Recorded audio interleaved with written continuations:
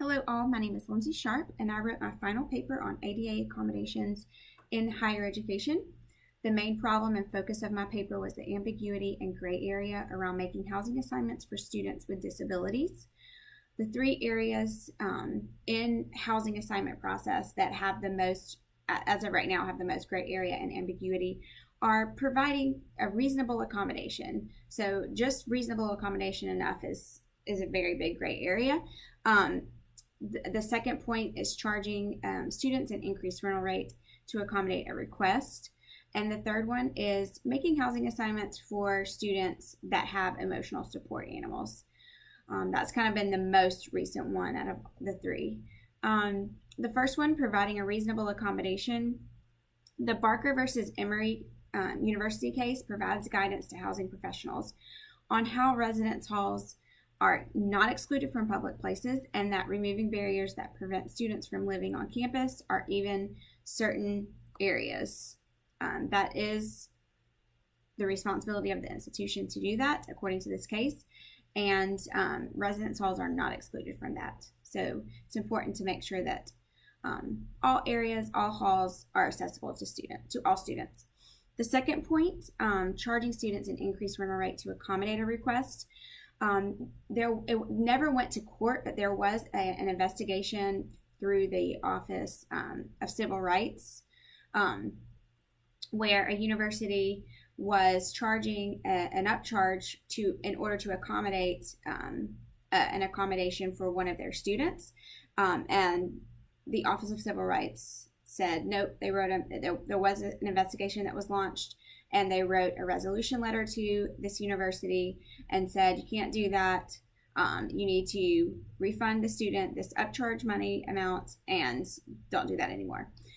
So that is a really kind of a strange, because it can get tricky.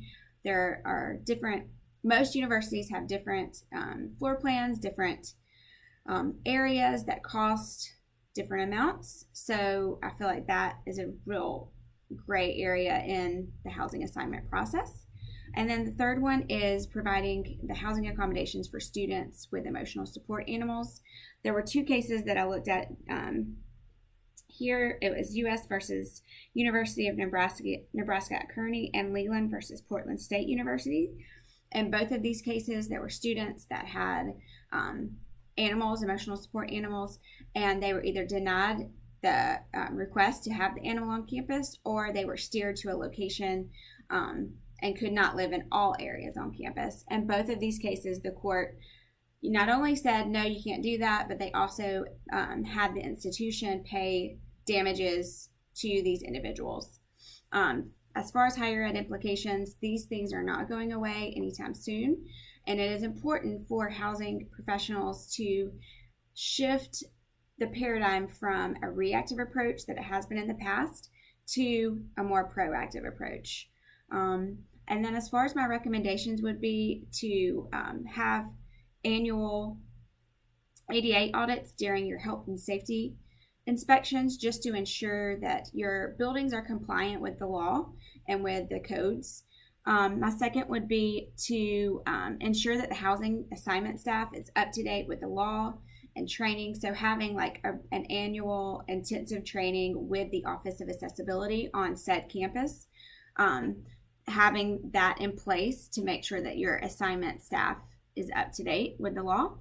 And then my third one would be to make sure that your assignment processes that revolve around assigning students that have emotional support animals are sound, and there's no gray area, so they're black and white, and make sure they're documented, and make sure that that is also something that all housing assignment staff is aware of. So that is my presentation. Sorry that it went so long. Thank you. Bye-bye.